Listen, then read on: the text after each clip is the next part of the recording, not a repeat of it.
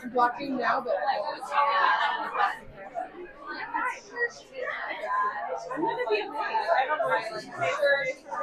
That's okay. They can't really see us anyway. So.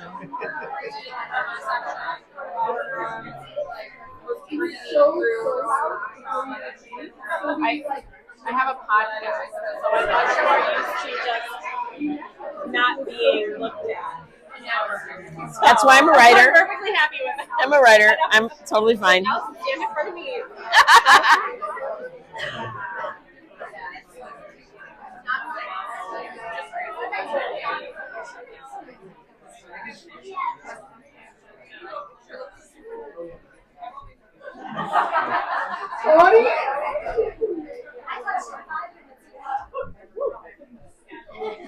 Okay, we're laughing because we literally spent 30 minutes making it softer, and now we should. That's always on. I feel like I need to stand up when I'm answering a question. It's kind of weird. I'm like talking to people's backs. You get a pass. Vertical challenge. I'm a little taller standing up. Not much.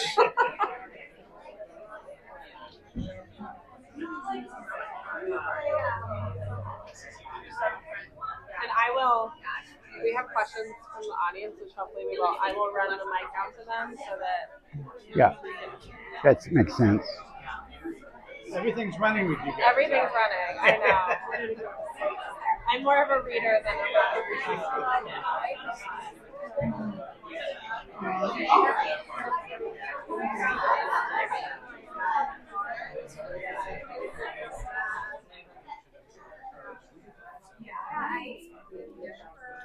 Hello? Okay, I know it's a bit echoey, so if it is too painful, just say something. This should be, everybody should be comfortable able to hear and not like, this is awful, so just let me know if this is too much. Oh no, hello? Hello, is it good? Can I be here?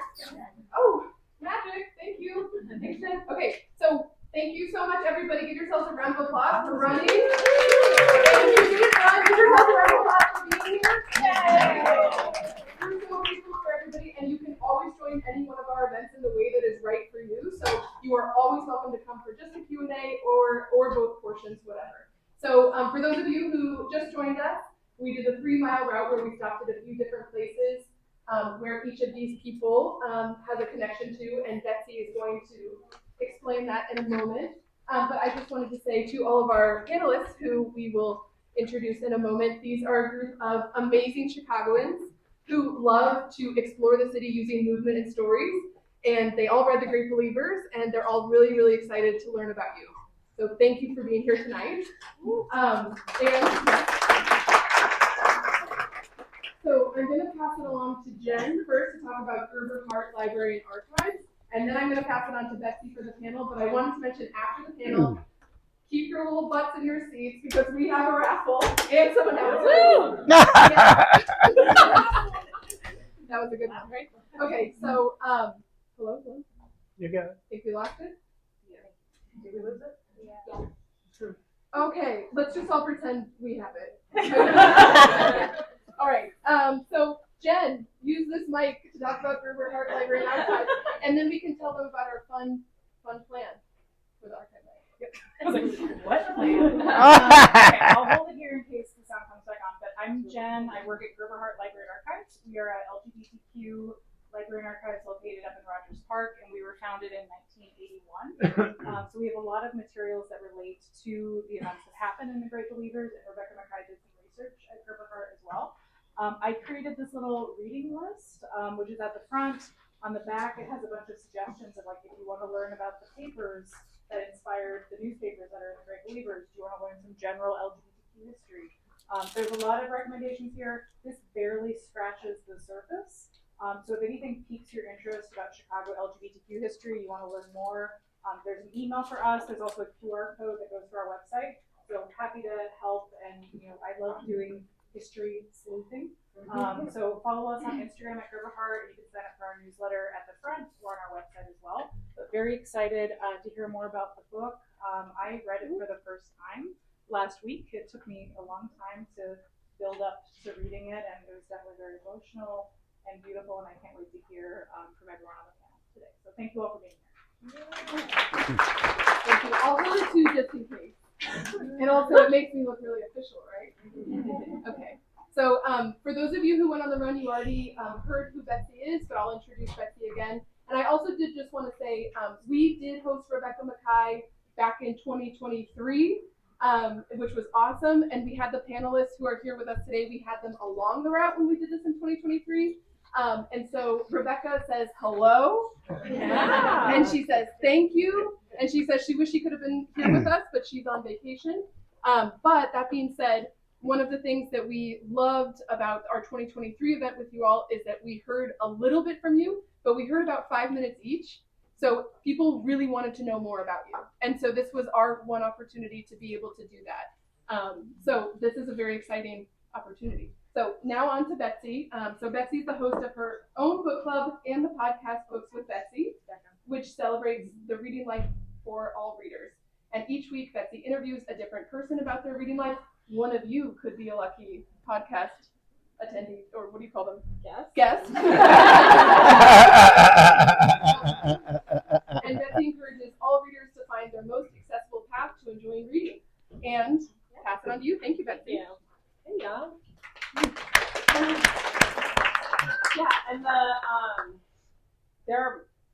Allison was a guest. Sarah was a guest. Woo! And Cynthia Yay! was also a guest. So I accept anybody who likes to read. So if you want to be on my show, please let me know. It's a baby podcast. Okay, so one thing I also wanted to invite everybody here. I also run a book club at Off Color Brewing. Which we have a little off-color contingency for today, thank you. When I invited everybody to this, I said, who likes to run? And it was, but we are discussing The Great Believers as our January book, and that's going to be on Tuesday, the 21st. So if you're interested in coming, it's open to anybody. It's at 7 o'clock, and it's very chill, low-key, small groups, so you get to sort of like get into more of an in-depth discussion of the book. But here we are. So I'm going to get to introduce our wonderful panel tonight. And basically the way this is going to go is that I'm going to introduce each member of the panel and then give them a chance to sort of give their kind of history and their connection and their story as related to our stops on the run. And then afterwards, we will have it open. So if you want to think about a question you would like to ask or some more information, as related to either their experience or the book or whatever that might look like, you are going to be welcome to do so. So you can start thinking about that a little bit. So I'm going to introduce them individually and then tell their story and then go to the next person. So you know what, we have a bio boom. I don't know. That sounds weird. Okay, so we are going to start with Tracy Baim.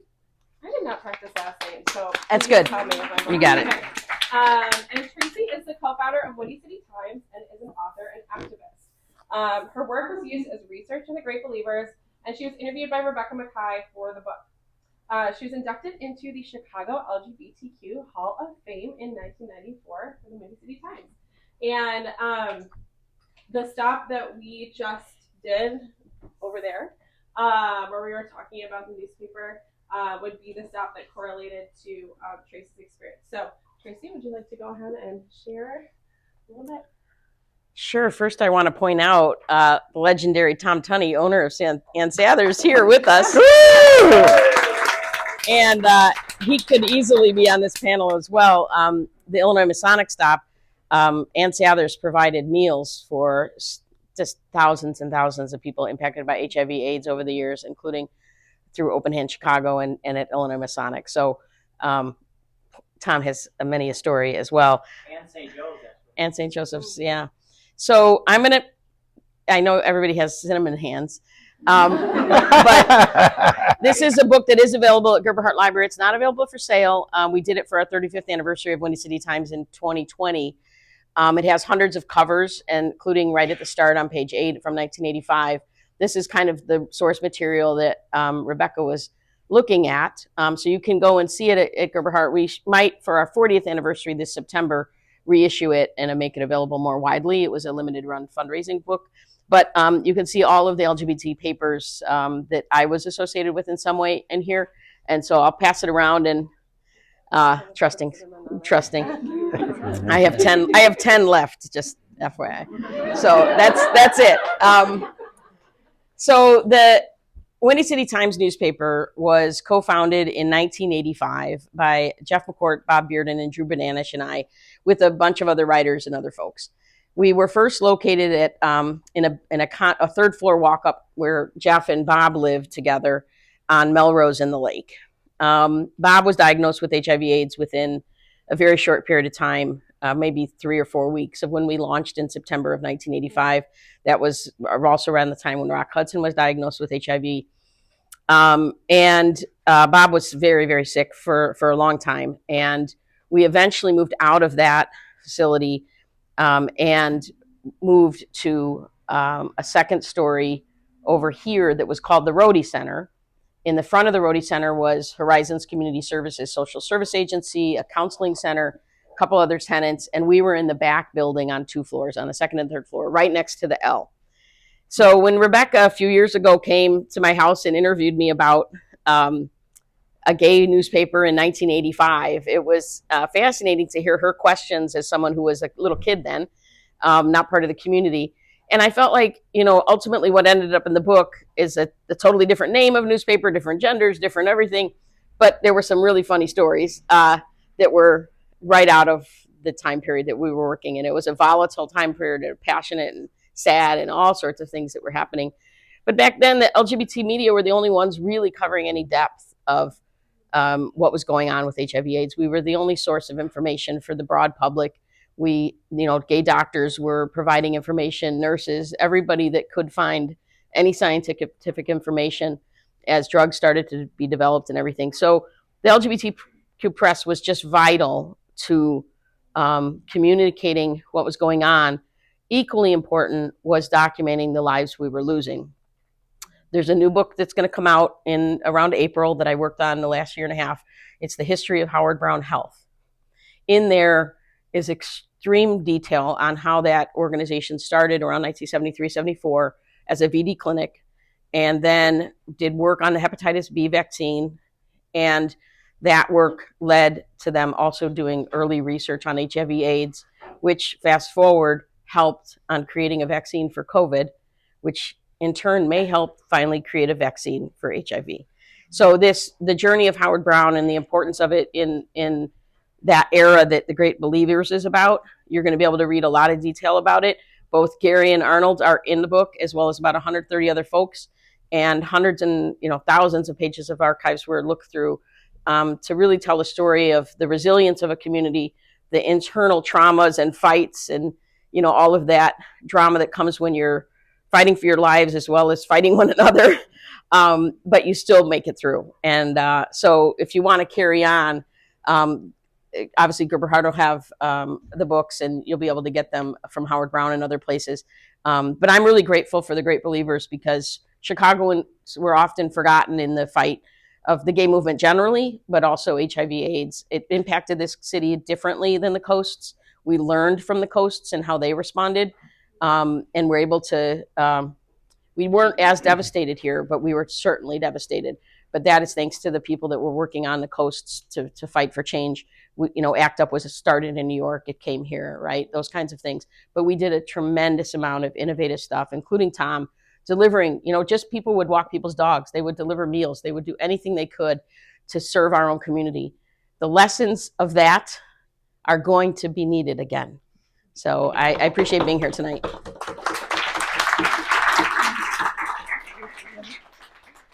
I would say the mic is not working. Mic is So not feel free to just project to the mic is. So sorry. All right. Teacher voice. So Gary Chichester, please tell me if I'm again last name. We didn't practice them. Has provided over 50 years of commitment and work to the LGBTQ plus communities. In 1971, he co-founded the Chicago Gay Alliance, which created Chicago's first gay and lesbian community center. His signature was on the first permit issued by the city of Chicago for a Pride March in 1971. Right? So cool, 70? Gary. 70. 70 was not a permitted march. It's a whole history thing.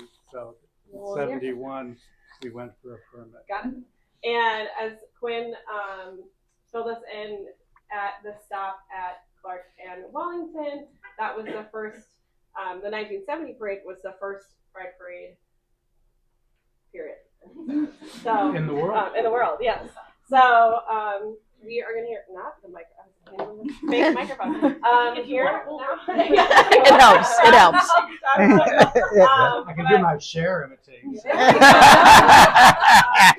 yeah, we will hear from Gary. Going back to the history of the first march, there's a little park down across from the Newberry Library. It's called, well, nicknamed as Bughouse Square, because it was originally donated to the city of Chicago for a free speech area. Back in 1970, there was going to be an anniversary of the first rebellion against, which is basically the Stonewall riot that everyone probably has heard of. And so in our thing, we were going to have no permit necessary. Wonderful. So we went down there and actually did a demonstration and a rally in Bughouse Square, and then on to a march down to the Civic Center. And that was the first march. It was much more of a radical thing than it was what it is today with sequins and glamour and everything that one sees in it. As a matter of fact, I'm working on a side project for getting a recognition from the federal government for historic landmark status for the first march in the world to commemorate the rebellion at Stonewall. So then the following year, there was a breakup between the Chicago Gay Liberation Front and a group of less radical people, I guess you could say, that was basically how Chicago Gay Alliance got started. It was more like working within the government areas and trying to do sort of like that. So we did open up a community center at 171 West Elm, kind of a small little house just on the side of kind of a bad neighborhood. But we served a lot of people. We were there 24 hours. We had a library, we had a phone line, we had a potluck dinner area, we had meetings and on a regular basis. And we took in people that were homeless, people, as referred to in the book. A lot of people were disowned. So they would come to Chicago and try to find whatever. I know when I first came out, I knew I was looking for something, but not really knowing what it was, because there was no information out there. We didn't have the internet. We didn't have any of this stuff that's going on. And then you ended up getting AIDS in 1981. And that was really scary, because I was at the time working in the bar business, I guess, the hospitality industry. And even though I didn't know a lot of these people really well, there are so many customers that you would start seeing that in the obituaries. And that was another thing. I never saw a gay obituary before, and then the gay press started printing them on a regular basis. And it was every week you go to the obituaries and see people that you knew or didn't know, but how they fit into the city itself, the kind of facets of the community, and how you lost these people. And it was really depressing, because at the time it was like, okay, this is a death sentence. It's not, even though today there is medication, it's still kind of a death sentence. If you're, we didn't know what it was. Up until 85, you never got any kind of public information about it. President of the United States during the time, a certain Mr. Ronald Reagan, and George, the old George Bush, refused to even mention the term HIV or AIDS. Right. It just wasn't part of what they did. It was a queer disease. And, we found out later, no, it's not. It's just a disease. It wasn't, we needed to take care of it. So we figured we lost, what would you estimate, Tracy, about 40,000 people that were lost because just of the, being ignored in that period of time? Well, you mean just in Chicago? Yeah. Probably, I think around 20. It would depend on the time frame, but yeah. Overall, hundreds of thousands across the country and millions around the world. By being ignored, just being ignored. Gay men were freaking out. Thank God for our lesbian sisters. Yeah. Because they kind of took over and made things right for us. There were friendships. They didn't have to worry about the same thing, but they were really a great way of bringing the two communities together. We were kind of separated there for a while, but it was really great. We had, when you brought up Tom Tunney, this was his restaurants during the time, always served as a community meeting house and meeting place that you could always call Tom, we have this meeting, we have that meeting, can we use your spaces? And he was, oh sure, whatever you need. And you got your, your cinnamon rolls on top of it. So, and then from there we just kind of got on the lost souls, that people were lost and their families refused to acknowledge them, they disowned them. It was a very scary time. And if it wasn't for the community kind of getting their shit together, it was, that was a positive aspect of it, because we were forced to take care of ourselves. And that to me is one of the most important things that came from that period of time. Even now, I look back at those times and see how the way the country is right now, nobody seems to be talking to each other at all. As you watch the news every day now, but we disagreed back in those days, but it was a good disagreement. We learned from each other. We were maybe bitchy at one point, but we were civil on other points. And we really made Chicago one of the great cities as far as the LGBT community in the country, if not the world. Thank you.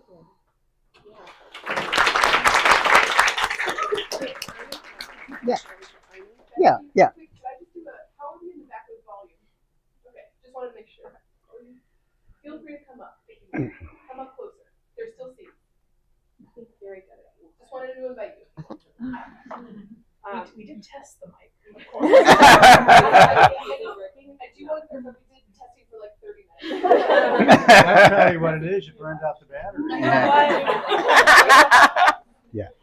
All right, and our last but not least, Arnie Aprill is a gay man who is formerly the Community Outreach Coordinator for Aging Services at Howard Brown Health. He's an award-winning writer and theater director with a community organizing background in the areas of school reform and juvenile justice activism.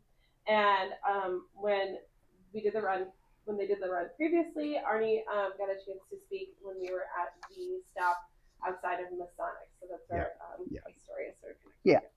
So the most important part of my story is the experience that the other speakers have already spoken about the total devastation of the AIDS crisis, because we had just come into our own sexuality.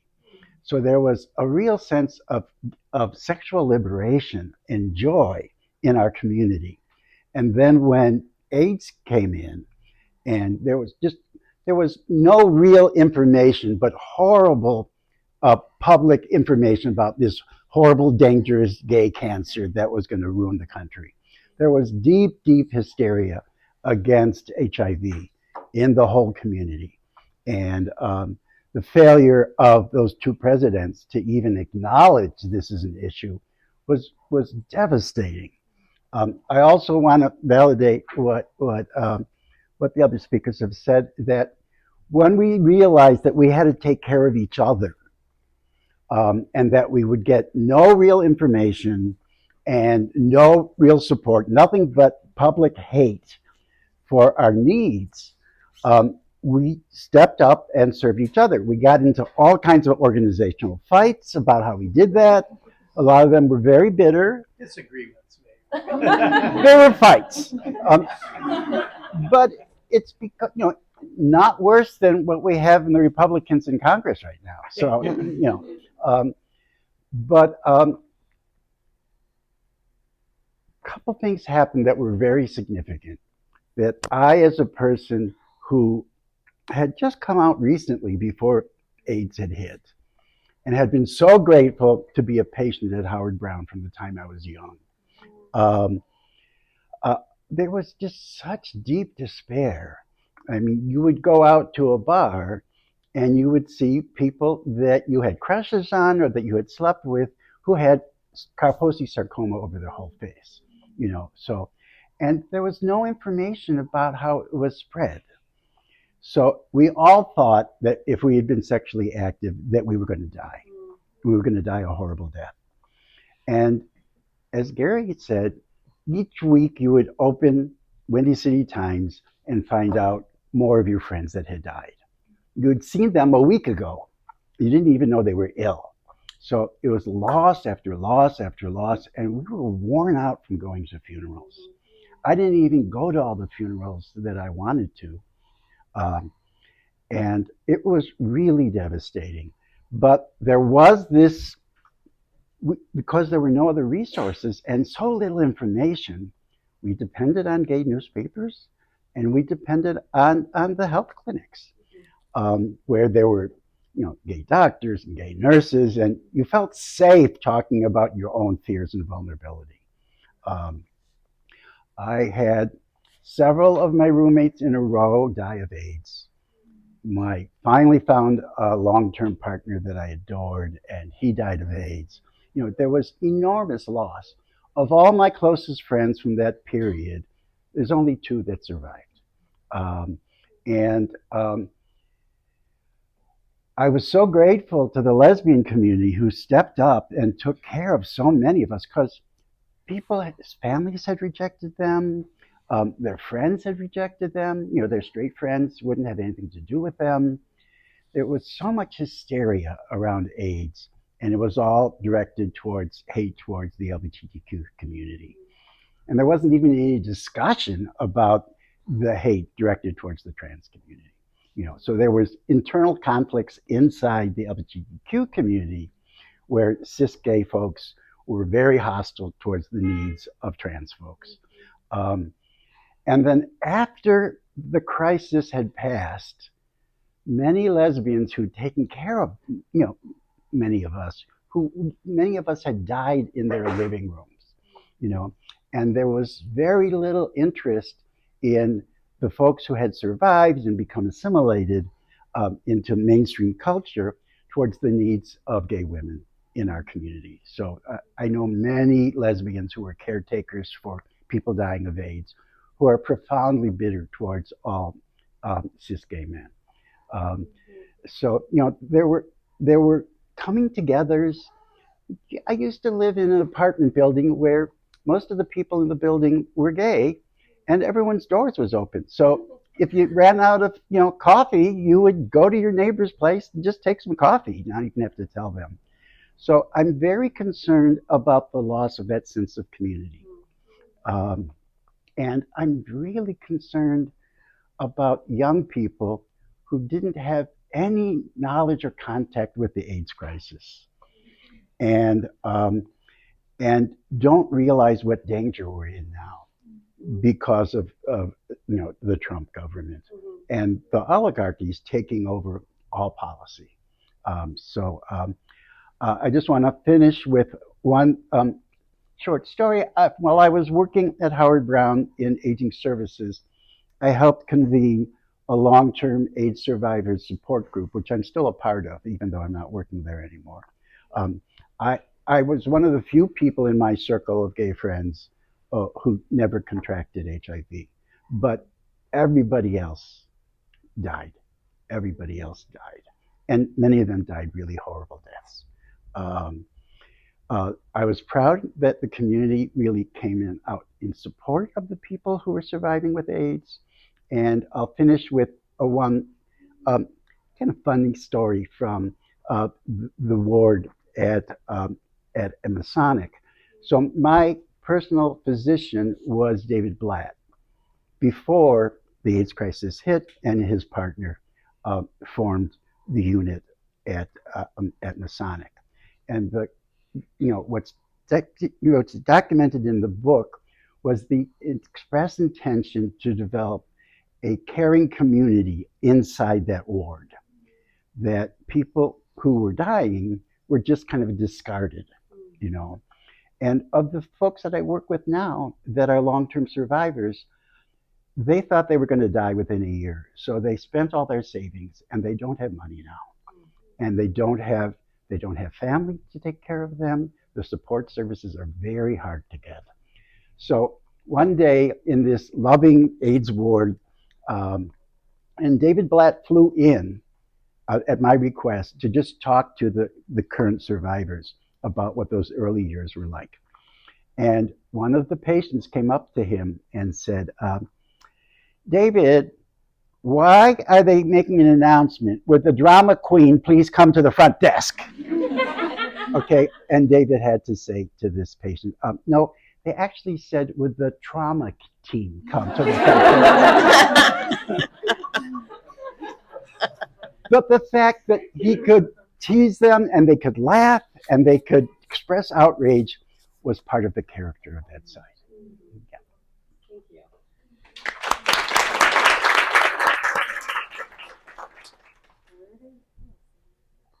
Allison, how much time do we realistically have? I did say the event ended at 8, but the panel said you have a little bit more time, and if people need to leave, please don't feel bad. It's gotta get going. But if you're willing to stay, and Tom is willing to let us stay a little bit longer, we'll turn the lights off. Okay. Just hold your phones up. Okay. Yeah. If you're okay to stay a little bit longer, Yeah. then let's So we can, yeah, and I want to open it up. We had a lot of really great discussion. There's so much you can talk about with their experiences with the panelists, who's related to the book and who's related to existence. And so, is there anything? I want to open it up. If anybody has any questions for the panelists, if there's something you want to hear more about, if there's something related to the text or just a question you would like to hear. Yeah. Okay. I will use my hearing, super hearing. That's a little bit more history related. This neighborhood was not always LGBTQ neighborhood it is now. I would like to hear a little bit more about how it became that kind of neighborhood. Yeah. Okay. This neighborhood actually was a place where Japanese Americans who had been in internment camps during World War II, they were not allowed to go back to their homes in California. They were largely moved to Chicago, and a lot of them were moved to this neighborhood.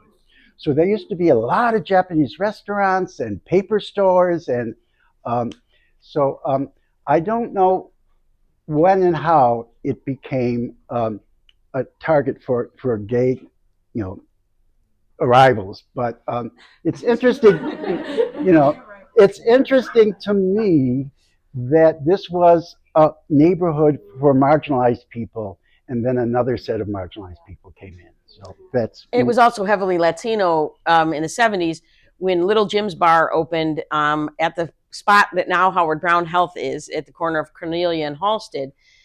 In the early 70s, there was the Beckman House lesbian community center, which Horizons eventually took over, which is now Center in Halsted. There was a lesbian, bisexual woman opened a bookstore on Halsted, near where Center on Halsted is now. So kind of the early to mid 70s. Closet Bar opened on Broadway. Tom Tunney took over Ann Sather's restaurant in the early 80s. What changed, because the community kept migrating from downtown, it kept moving north, and it kind of anchored for a very long time here and then spread out from here because people started to own the buildings, own the businesses. The mafia had owned a lot of the businesses, and people were renting bar locations, but there were finally kind of permanent lines in the sand as people started to own property in this area, and that kept people here longer. And of course, then it grew.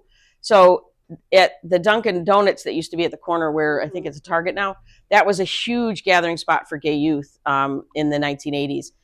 There was a juice bar on just near where the Windy City Times offices were, Medusa's, that attracted a lot of queer youth at the time. The Chicago Reader, like 3 or 4 years ago, ran a huge cover story on the history of Medusa's that talks about that legacy. So really by the mid 70s, it started to become more of that. And it's because of ownership. It's a little like Greektown. You know, once people started owning the businesses in Pilsen and Greektown, the communities could be more stable in that. But still, the community obviously is spread out. It's too big to fit in any one city or neighborhood, right? So that's really the migration was we were kicked out of places, so I had to keep moving north. Most of the bars that were popular LGBT bars, mostly gay male, were located at Clark in Illinois. Clark Street being kind of a seedy area at the time. And but then rents were cheap down there for bars, and it was bars are more successful if there were other bars there to kind of feed off of it.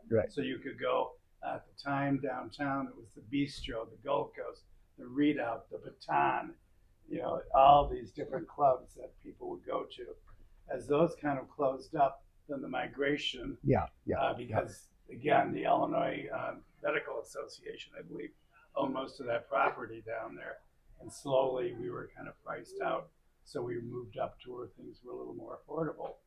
Now you have Halsted Street, and it's not that affordable anymore. And I want to point out that Buckhouse Square, where Gary started his organizing, was that used to be called Tower Town. It was one of the earliest gay neighborhoods because a lot of artists started moving to that area, and the arts community was just more open to gay folks because so many of us are in the arts community. I also want to pick up on Gary's point that there's always been in our movement a conflict between the people who are seeing their positions as radical and people who want to, assimilate into the dominant culture. And it's been so when the pride parades were originally protests, they weren't just pride parades. And the original folks who were part of the Stonewall Uprising got marginalized very quickly from the work in New York. So it's always been a tension in our community. And I am very concerned about how the gay organizations and the LGBTQ organizations are all competing for funding from private funders. So in my job is trying to make connections between the different resources that has been severely compromised by competing for dollars. So. Let me interject a little bit of history, because Ann Sather is part of the history of Lakeview prior to the gay community. This used to be a Scandinavian neighborhood. In fact, where Medusa's is at was a Norwegian fraternity house or something like that. But there were plenty. And what happened in the 1960s with the advent of the automobile and the suburbanization, a lot of inner city neighborhoods declined. Right. This neighborhood was declining. The lakefront was fine, but as you got to Broadway and Halsted and West, it was a very disinvested neighborhood. And we're the last vestige of the Swedish component of this history. And what happened, and I was part of it, Gary and Tracy and I were part of the investment by the gay community in Lakeview for a couple of reasons. Number one, the prices were cheap. Generally, gay men, and for that matter, lesbian women, but more so gay men, didn't have kids. So they didn't have to worry about, they had to worry about their personal safety, but they always lived on the edge anyway. So the idea of, Lakeview being a little seedy is actually maybe more attractive. That's right. However, we didn't have to worry about the schools. We generally didn't have kids, so we didn't have to worry about the quality of the public schools. So it's not just in Chicago, but you have Chelsea and Greenwich Village in New York, and you had Castro on the coast. So this neighborhood was not much different than what happened in New York and what also happened in San Francisco. So there's a lot more written about it. But the interesting thing when one of the speakers talked about the Japanese American community, we did a lot of work with senior wellness that included a lot of Asian people, and it was very interesting. In 1940, the census in Chicago had 500 Japanese people in the whole city of Chicago. 1940. Now, we've talked about the internment and the fact that most people on the West Coast were put into camps and lost everything. When the war ended, so Chicago, if you can believe it, was less prejudiced because the Californians didn't want the Asians to go back to California. Right. Okay, there was enough antipathy towards the Pearl Harbor and other things. So what happened was that a lot of Asian or Japanese specifically came to Chicago because, number one, can you imagine this? We were less prejudiced, okay? And number two, there were jobs. So what happened is in 1950, the census in Chicago, the Japanese population rose to 20,000 people. Wow. From 500 10 years previous. And they not only located in Lakeview, but Hyde Park was the other. Right. And so that was kind of interesting, just from not only the Scandinavian part, the gay part, the disinvestment, and as Tracy said, there were a lot of gangs in Lakeview. Yes. There were some this was a serious crime-ridden area, not so much necessarily along the lakefront, but if you got off the lakefront, whether it was Broadway, whether it was Halsted, whether it was Racine or Clark, there were problems. And Wrigley Field has been here, but it was tough around Wrigley Field. It was a very difficult and highly Latino.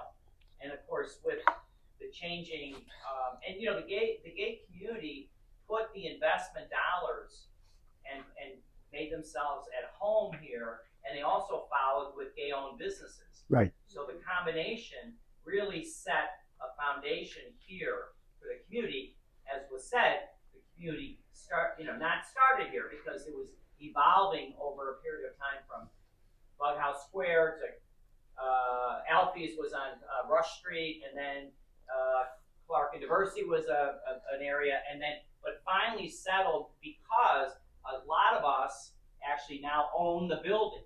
So we couldn't be displaced because people fell in disfavor. Oh my God, we got a gay bar, or we got to get rid of them, kind of thing. So we have our own ownership of the property and our businesses, and that's how I think the seed and of the foundation here. But obviously, it has spread through all parts of the city. But in historically, Tracy, you might be a better figure of this. There were some lesbian bars here, but it was kind of ironic that the lesbian community wasn't necessarily centered in Lakeview.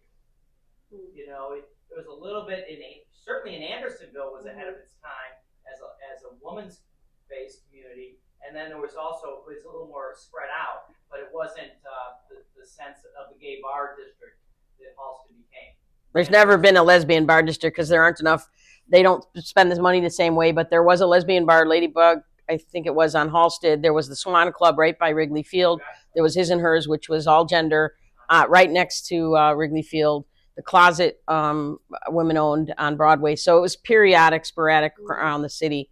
So we never had a concentration, but definitely were kind of pushed off of Halsted as the pricing went up on Halsted. That lesbian bar closed. And the property owners and the gay owners, and I had the opportunity to be Alderman for a number of years, but we're trying to keep a gay identity on Halsted, because of, and now gentrification is a bad word. I don't necessarily agree with that, but there was displacement, and there is displacement still, but there's also a much broader gay and lesbian community that is much bigger than Lakeview.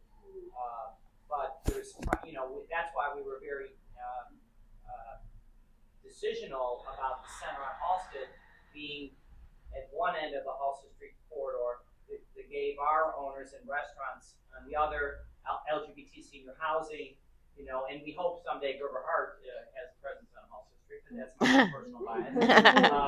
But the idea is we're trying to keep this identity, because not only is it good for our Chicago community, but it's good as a tourism.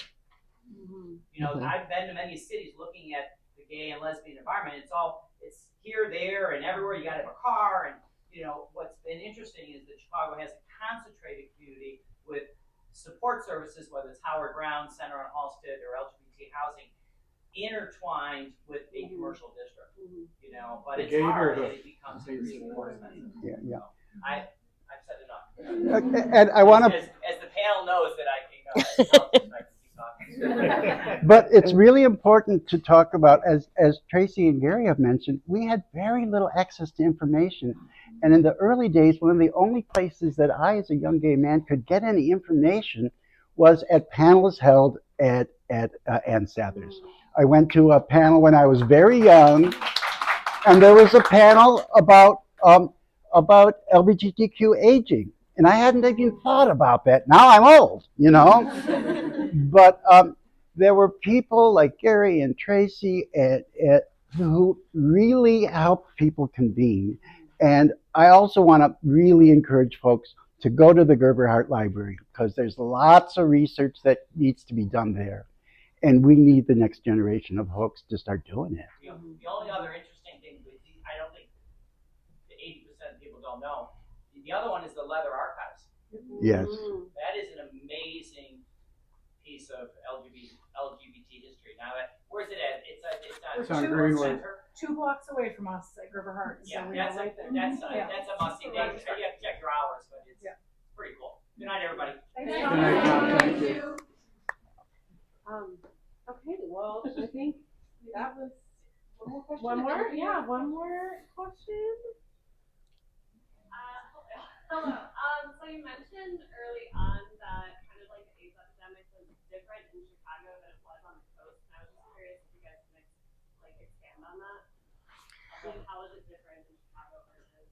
So the tourism here is different, right? So there was a slight lag between the numbers, the cases that happened, especially in New York, San Francisco, and LA. That allowed a little bit of time for our community to learn what they were doing with condoms and safe sex. The organizations on the coasts would allow people just to replicate their information here. So there was an organization called Stop AIDS out of San Francisco where they came to Chicago and taught how people could socialize the issues of safety. So I'm not saying we were not devastated, but the numbers were never proportionally as high.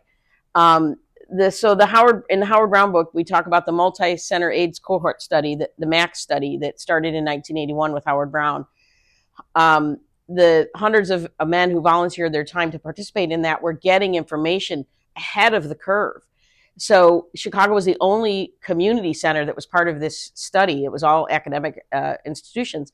So there was a lot of intellectual property almost that was happening. Our doctors and scientists here were getting ahead of that curve and learning and being able to respond to it.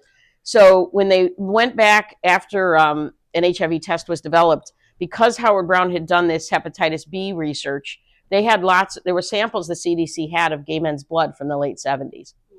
They were able to go back and test that blood to see if there was HIV in the bloods before the first public case in 1981, and there was. And what it showed was proportions were very high, but over time, in part because of the MAX study and the education, the proportions went down. of folks. So education and prevention, many people were upset with safer sex stuff. Like they felt it was community members that were trying to get others to do safer sex because nobody knew it was actually safe. It was safe for sex. There were people called Puritans and, I'm going to do what I'm going to do. And there was some of that. But for the most part, people wanted to help their community. They wanted to participate in the research that may not be able to help them save their life, but it was going to help the next generation of gay folks. This is what the Great Believers title. This is why this title is so impactful to me, because Howard Brown stories are fresh to me because I just finished it, but there were people that came to their 6-month check-in with Howard Brown who were so weak and sick. And the people, the people that were the researchers were like, how are you doing this? It's like, I have to do this for my community. They believed there would be a future where people would live. And I'm telling you, we're going to face this very soon with immigration, with anti-vaxxers, with instead of Hoovervilles, we're going to have Trumpvilles. We have to believe we're going to get to the other side. There's nothing more important than hope. But I was on another panel this morning, and there's also nothing more important than joy. We cannot let them steal that joy, and you will not make it through this if you don't find ways to find joy as well. So hope and joy, and the Great Believers.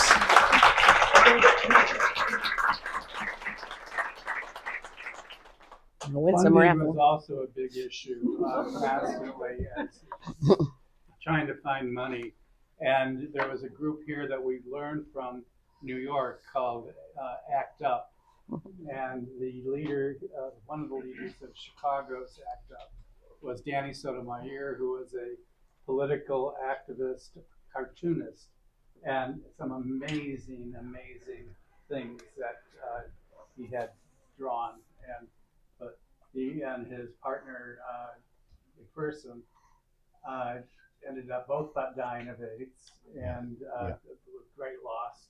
But he did go, and they had such a style about making it angry, but also making it fun. Yes. They had such a style of being able to be theatrical, which works really well with the gay guys, and how they, people learn from that. And was able to grab a lot of big pharmaceutical money. We all know that pharma has a lot of money to throw around, a lot. Yeah. There are 2 documentaries about Danny, and one of them is, you can watch it online at WTTW, but it's really worth watching about Danny Sotomayor. Yeah. That's on the reading list. And Scott McPherson was my roommate until he moved in with Danny. So,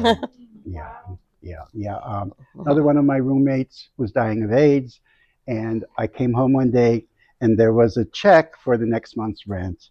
He had gone to a hotel to commit suicide. And I had to forge his name to deposit the check. But that's what people were going through at the time. You were lost because you didn't know what was going on. And there was no information at all that we had to go after our own information. And we think we did a pretty good job. That's why we're all kind of sitting here today. Thanks for having us. Okay, well, I know just one quick last question. You kind of touched on this, Tracy, with the joy, and I wonder if this is your answer, but of all the things that you went through and saw, and all the things of the friends that you left behind, did it get to come into the future with you? Like, what is one thing that kept you getting through all of that over and over again, and telling your story over and over again? Because I know that that's difficult, and you have to relive it every time you talk about it. So what keeps you wanting to talk about it? What keeps you going? If you wouldn't mind sharing. I love pride. Just because if you go into any kind of a pride gathering, the whole month, I could go for a year of pride because I love the rainbow colors. I love it all. And that's what you learn, and you look at people and try to figure out all the different stories. And it's all part of our community. And our community is such a diverse community, such a multifaceted community, that's what brings me joy, is to see how we all interact with each other. And I think it's really important to pick up what Tracy was saying. We got to make more deeper connections to each other. It's the only way we'll get through this. And the other thing is we have to have relationships with younger people who are skeptical of folks your age or my age. And a lot of my community is skeptical of young people, but they need the information from our lived experience, because things are going to be rough these next couple of years, and we got to organize. Yeah, I would say the joy that we got in the day is there was a lot of fun and there was a lot of parties. Lot of fun. I think it was the DJs that did the best, right? Like the dancing late night and then being able to fight the next day. What I would recommend for the next few years is that we're never going to, we can't all do everything. Right. And the way that I haven't burned out in doing this for 41 years is you got to understand that each day you can accomplish what you can accomplish, and you will not change the world, but every day you do something. And I am slightly optimistic in terms of the LGBTQ space, except for the anti-trans work that's going on. I'm slightly more optimistic because the amount of allies this community has in this year versus 40 years ago, where that book is set, is unbelievably different. And we never got our rights without allies, but now the number of allies we have and the number of families who are accepting of their younger children, because kids are coming out much younger these days, and many are not accepted, but many, many more are accepted as their full selves. And so that I see the progress. That's what keeps me going. But I have a tremendous amount of privilege as a white cisgender lesbian in Chicago that I have to remember that it's not that I don't get to not do the work, but it is a privilege to do the work. So that gives me joy to be able to keep doing it. And one thing that really pissed me off this past year was when the city of Chicago decided they were going to take control of the parade. And the parade has been the community being proud for so long, but they wanted to shorten it and do this to it and do that. I sat in on meetings with city officials that didn't know what the hell they were talking about. They had no sense of history. They just knew that this is what there was going to be. And I was so pissed off that we did not at least have a town hall meeting with LGBT people to put our input. The mayor did not even ask, even though he has a group of people, LGBT people that are there, and he just didn't do it. So, but that's my political views. Great. Thank you so much. And I also want to mention that the village people are off my plate. Maybe we could have you all make a playlist for us. Dance. Okay.